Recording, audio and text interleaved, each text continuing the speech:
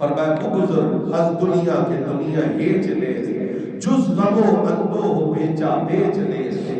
رومی کہتا ہے اس دنیا سے گزر جا، اس کے خیالات سے گزر جا، اس کے تصورات سے گزر جا، اس کو سوچنا چھوڑ دے، اس لیے کہ دنیا کچھ نہیں. اگر میں تمہیں بتاؤں کہ دنیا کیا ہے تو غموں کا نام ہے، دکھوں کا نام ہے، مصیبتوں کا نام ہے. میرے آقا نے طویل حدیث ہے، حضور نے ایک خط کھینچا، اس کے ارد گرد 4 خط کھینچے، وہ درمیان والا خط لمبا تھا، ڈبہ چھوٹا تھا. پھر حضور نے اس چھوٹے خط کھینچے اس بڑے خط کے ارد گرد اور فرمایا یہ جو لمبا خط ہے بندو یہ تمہاری امیدیں ہیں، یہ جو چاروں طرف سے ڈبہ ہے یہ تمہاری زندگی ہے، اور یہ جو چھوٹے چھوٹے خط ہیں یہ مصیبتیں ہیں. بندہ ایک سے نکلتا ہے دوسری میں، دوسری سے نکلتا ہے تیسری میں. امیدیں لمبی ہیں، زندگی تھوڑی ہے. اگر سمجھو، ہوش کرو تو امیدوں کو کم کرو، رب کی یاد اور رب کی عبادت کو بڑھاتے چلے جاؤ، زندگی میں سکون آئے گا. علامہ رومی کہتے ہیں باش اندر یاد مولا ہے عزیز. فرمایا ہے میرے پیارے ہر وقت اپنے رب کی یاد میں رہے، اس کا نام لے.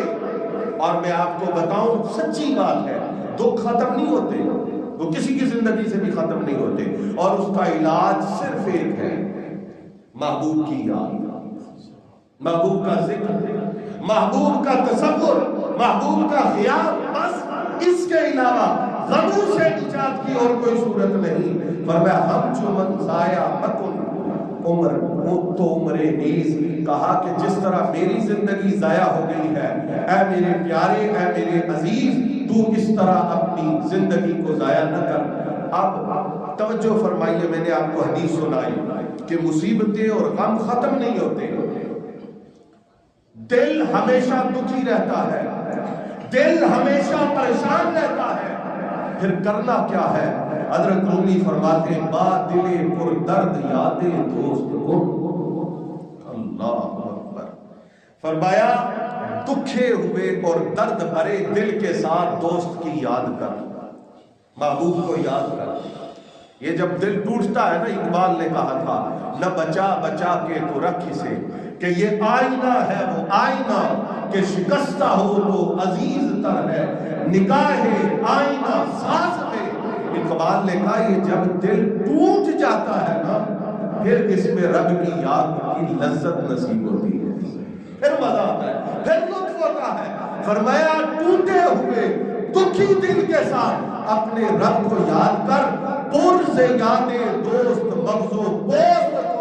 فرمایا اپنے دوست اور اپنے محبوب حقیقی کی یاد سے اپنی جلد، اپنے جسم، اپنے مغز کو ہر وقت پر رکھ، بھرا ہوا رکھ، سر سے لے کر پاؤں تک تیرا پورا وجود دوست کی یاد اور دوست کی محبت میں ڈوبا ہوا رہے.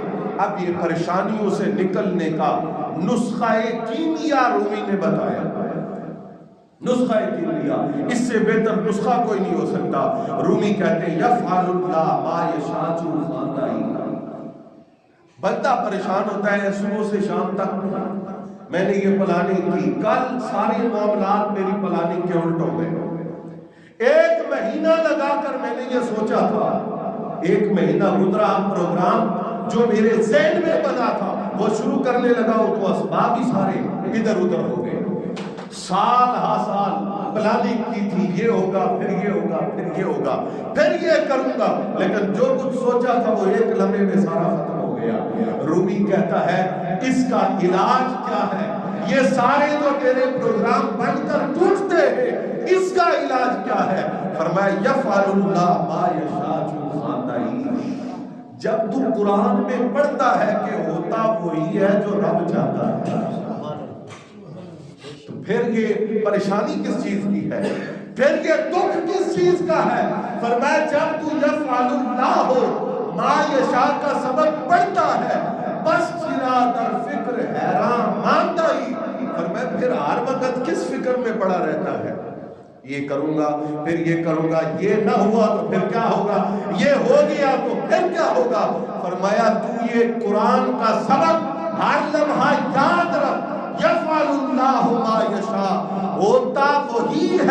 جو رب چاہتا ہے بندہ اپنی سوچ کے مطابق، بندہ اپنے ذہن کے مطابق، بندہ اپنی فکر کے مطابق پروگرام بناتا ہے، لیکن فیصلہ وہ ہے جو میرے رب کا ہے۔ خوش نصیب کون ہے؟ کوئی کہتا ہے جس کے پاس پیسہ ہے وہ خوش نصیب ہے، کوئی کہتا ہے جس کے پاس والدین ہے وہ خوش نصیب ہے، کوئی کہتا ہے جس کے دوست زیادہ ہے وہ خوش نصیب ہے، کوئی کہتا ہے جس کی عمر زیادہ ہے وہ خوش نصیب ہے، لیکن خوش نصیب وہ ہے جو اپنے نصیب میں خوش ہے۔ اصل خوش نصیب وہ ہے کہ مالک نے جو لکھ دیا اس پہ راضی ہے اور اپنے مالک کا ہر حال میں شاکر ہے، شکر ادا کرتا ہے، وہ اصل میں خوش نصیب ہے، وہ اصل میں نیک بخت ہے، وہ اصل میں خوش بخت ہے۔ جو مولا کا دروازہ ہے، جو رب کا دروازہ ہے، اسے کسی لمحے کسی حال میں چھوڑنا نہیں چاہیے۔ رومی کہتے ہیں لنگو لوگو خفتہ شکلو بے ادب سوئے او می تاز پورا می طلب۔ رومی کہتے ہیں اگر تو لنگڑا ہے، لولا ہے، یہ ظاہری لولا مراد نہیں ہے، روحانی طور پر تیری حالت اچھی نہیں ہے، تو اپنے آپ کو رب کی بارگاہ کے قابل نہیں سمجھتا، فرمایا کہ تیری بخت اور تیرا نصیب اور تیری شکل، تیری صورت کچھ بھی نہیں ہے تیرے پاس، بے ادب، تجھے ادب کا سلیقہ بھی نہیں ہے، سوئے اومی تاز پورا بھی طلب، فرمایا تو جس حال میں ہے اسے طلب کر، اس کی طرف دوڑ، اس کی طرف سفر کر، اس کی یاد میں مشغول ہو، اس لیے کہ رب کی بارگاہ میں ظاہری شکل و صورت نہیں دیکھی جاتی، بندے کا دل دیکھا جاتا ہے۔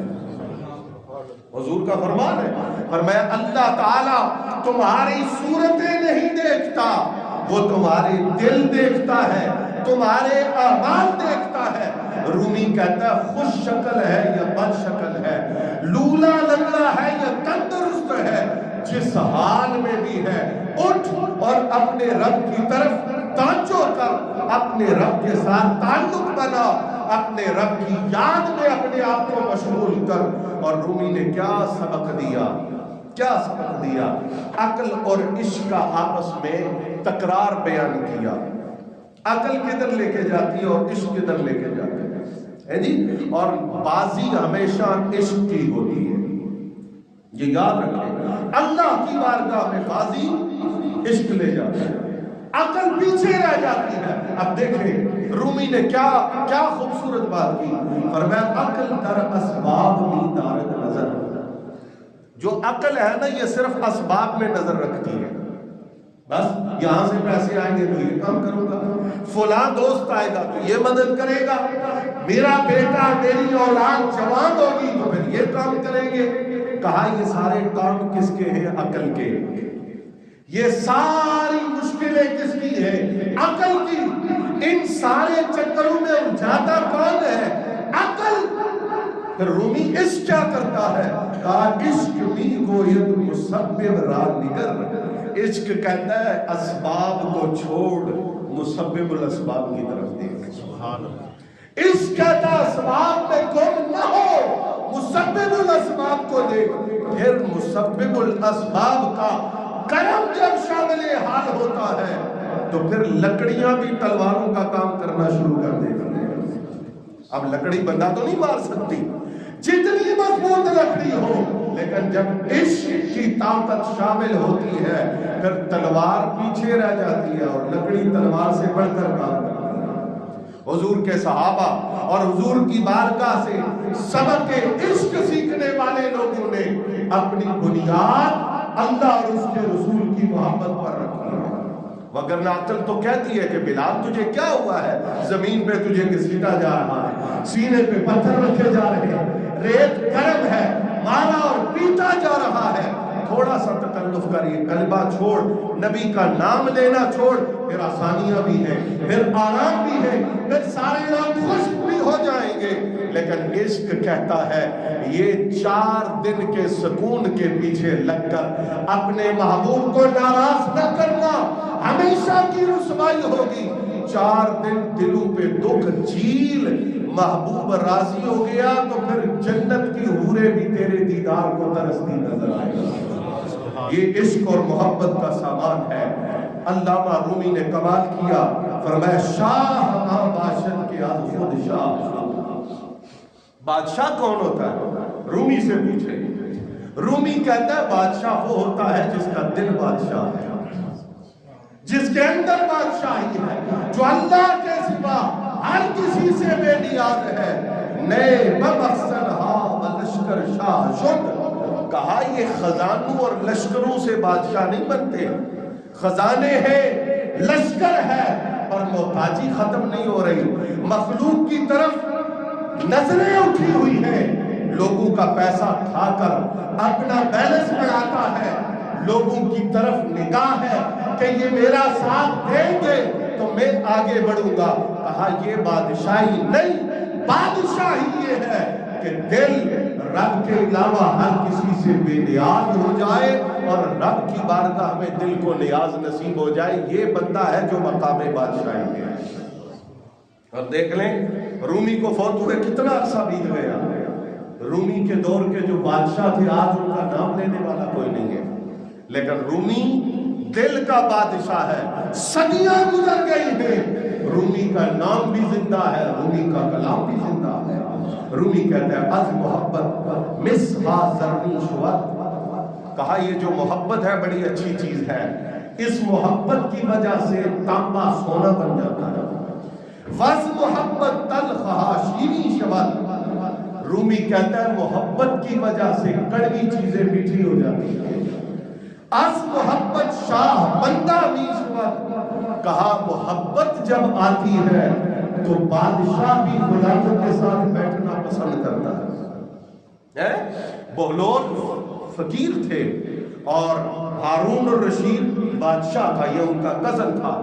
تو ایک دن چونکہ بلاتا تھا اور بہلول اسے کہتے تھے کہ تو اہل بیت رسول کا دشمن ہے، مجھے اچھا نہیں لگتا، برا لگتا ہے، میں تجھے ناپسند کرتا ہوں۔ تو ایک دن آپ جا رہے تھے تو ہارون نے بہت بڑا جال پھینکا اوپر سے اور اٹھایا اور بہلول کو اپنے محل میں پہنچا دیا۔ اب جب محل میں آمنا سامنا ہوا تو بہلول سے پوچھا کہ اے بہلول تو بتا کہ تجھے رب کیسے ملا، یہ تو بتا تجھے اللہ کیسے ملا۔ کہا جیسے تو ملا، کہا میں کیسے ملا ہوں، کہا جیسے رب ملا ہے۔ کہا اس کا مطلب کیا ہے، کہا میں تو نیچے جا رہا تھا، میں تیرے محل تک نہیں پہنچ سکتا تھا، سیڑھی لگا کر بھی نہیں پہنچ سکتا تھا، لیکن تو نے خود ہی جال پھینکا، مجھے اٹھایا اور اپنے قریب لا کے بٹھا دیا۔ کہا میں تو اس قابل نہ تھا کہ مجھے رب کا وصال نصیب ہوتا، پر اس نے کرم کیا، خود ہی مہربانی فرمائی اور مجھے زمین سے اٹھا کر اپنے دوستوں کی صف میں شامل کر دیا۔ رومی کہتے ہیں عاشقی پیداست از زاری دل، کہا نا کہ محبت ہر دکھ کا علاج ہے۔ رومی کہتا ہے میں بتاؤں کہ محبت کیسے ملتی ہے، محبت پیدا کیسے ہوتی ہے۔ فرمایا محبت اس وقت ملتی ہے، عشق اس وقت نصیب ہوتا ہے جب دل روتا ہے۔